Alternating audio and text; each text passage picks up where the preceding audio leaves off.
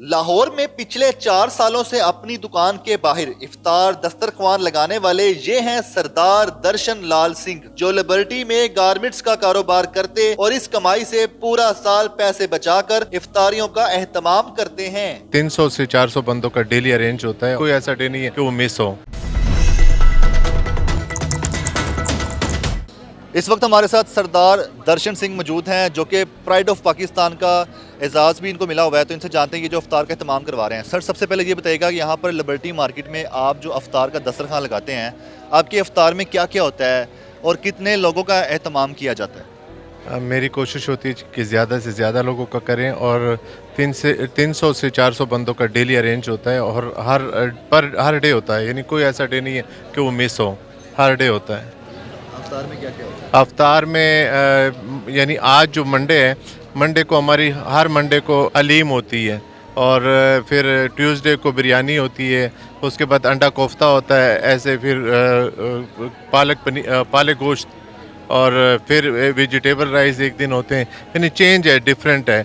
Chicken korma होता है एक दिन, ऐसे ही रूटीन में। साथ में शरबत होता है, खजूरें होती हैं और जो हमारे तौफीक का है वो इंशाल्लाह ऐसे ही है कि हम रूटीन में जो बांट सकते हैं बांटते हैं। ये तो इफ्तार डिनर हो गया। इफ्तार डिनर से पहले जो आप रोज़ा कुशाई करवाते हैं यहाँ पे, उसमें क्या क्या होता है? फल कौन से होते हैं और फिर क्या क्या शरबत भी होता है और क्या क्या? हम खजूरें और शरबत सिर्फ देते हैं, दो चीज़ें, खजूरें और शरबत होते हैं रूटीन में डेली।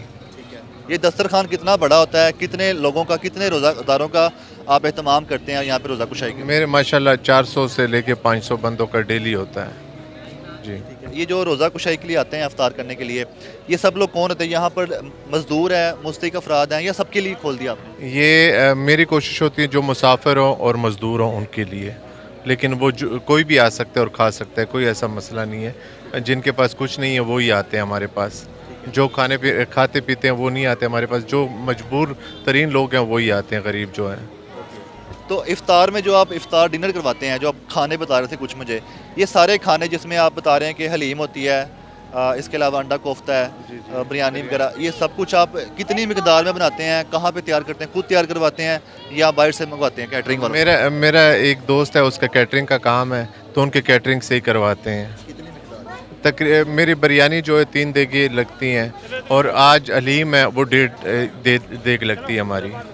हाँ, 18 किलो की देग होती है, 18 किलो दालें होती है और 12 किलो चिकन होता है। किस टाइम आप ऑर्डर देते हैं? उनको पता है कि हर डेली हमारे पूरे महीने का ऑर्डर उनके पास गया हुआ है। एक ही दफ़ा हम डेली ऑर्डर नहीं देते हैं, एक ही दफ़ा ऑर्डर है और वो एक ही दफ़ा यानी डेली भिजवा देते हैं। अभी 6 बज गए और देगी आ गई हमारी।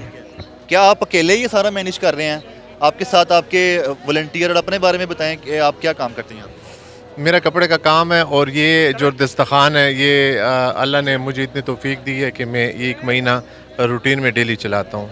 ये मैं ख़ुद चलाता हूँ। चलाता तो अल्लाह है, लेकिन उन्होंने मुझे वसीला बनाया और मैं खिदमत खुद अपने हाथ से ही करता हूँ। आपके साथ जो दीगर ये इंतजाम कर रहे हैं उनके बारे में क्या? ये मेरे सारे वर्कर हैं, ये जितने टीम है मेरी वर्कर है और मेरे वर्कर ही काम करते हैं। सब वर्कर के ज़िम्मे क्या क्या जिम्मेदारियां लगाई हैं? किसी के ज़िम्मे कोई देखना फल काट रहा है, कोई दरियाँ बिछा रहा है, क्या क्या जिम्मेदारी लगाई है? सबकी ज़िम्मेदारी अपनी अपनी लगी होती है। यहाँ पे हमारा एक नईम साहब हैं, वो हमारे टेलर मास्टर भी हैं और वो हमारे काफ़ी चीज़ें ऐसी हैं, हमारे वर्कशॉप संभालते हैं, उनके ज़िम्मे काफ़ी चीज़ें लगाई होती हैं, तो वो सारा इंतज़ाम वही करते हैं।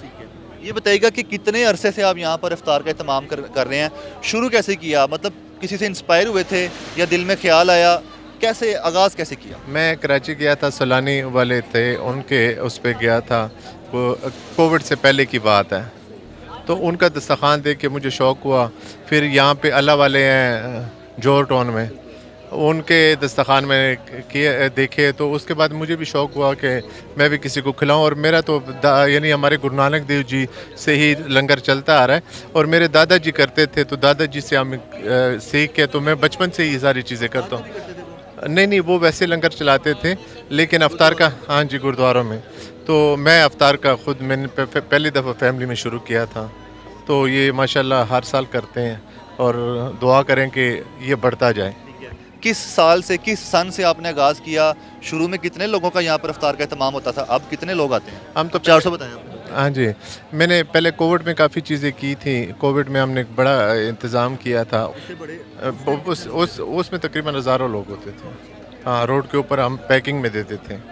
इस पर एस्टिमेट कितना खर्चा आता है और वो खर्चा कैसे पूरा करते हैं? कि आपने काम से निकालते पैसे या इनके आपने अलहदा रखे होते हैं? ये मैं साल के 12 महीने जोड़ता रहता हूँ और फिर रमज़ान में ख़र्च करता हूँ। वैसे मेरे रूटीन में कई अस्पतालों में और कई इदारों के साथ मैं अटैच हूँ, जैसे MGF लाइन्स क्लब है हमारे इंटरनेशनल, उनके साथ मैं जुड़ा हुआ हूँ। तो वो हम अलग से काम कर रहे हैं, मेडिसन का, हॉस्पिटलों में काम करना। हमारे हरमैन हाई हॉस्पिटल के नाम से एक हॉस्पिटल भी है हमारे क्लब का, वो भी डायलिसिस हमारा एक है वहाँ पे पूरा, वो भी है, उनके साथ हम देखते हैं। लेकिन ये लंगर हम खुद ही करते हैं। अपने पुरखों की रवायात को आगे बढ़ाते हुए आप यहाँ पर लंगर का अहतमाम करते हैं। आप बताएं कि आपको कितनी खुशी और सुकून मिलता है, और जब आप ये लंगर का अहतमाम करते हैं तो आप उस टाइम सोचते ये हैं कि मैं अपने आबाओ अजदाद की बात को आगे लेकर चल रहा हूँ, तो या फिर ये सोचते हैं कि आपको खुद से पर्सनली खुशी मिल रही है? पर्सनली खुशी तो अलग बात है, लेकिन गुरु नानक देव जी ने जो लंगर चलाया है वो यानी हम जितने देर तक दुनिया है वो उतने देर तक ये ख़त्म नहीं होगा और ये चलता ही रहेगा लंगर। ये जो लोग यहाँ पर इफ्तार करने आते हैं, आपने इनमें से लोगों से पूछते भी हैं कि रोज़ा रखा है कि बस ऐसे ही आ गए हो? किसी से हम गुरुद्वारों में भी हमारे दरवाजे चारों खुले होते हैं और यहाँ पे भी दरवाजे खुले होते हैं, कोई किसी से नहीं पूछते हम। हाँ जी। कोई पैगाम देना चाहेंगे? मैं जो कर सकते हैं उनके लिए ये है कि आएँ और अपने अपने दस्तरखान लगाएं, और जो गरीब है नहीं खा सकते, नहीं ख़रीद सकते कुछ, तो उनको खिलाएं आप।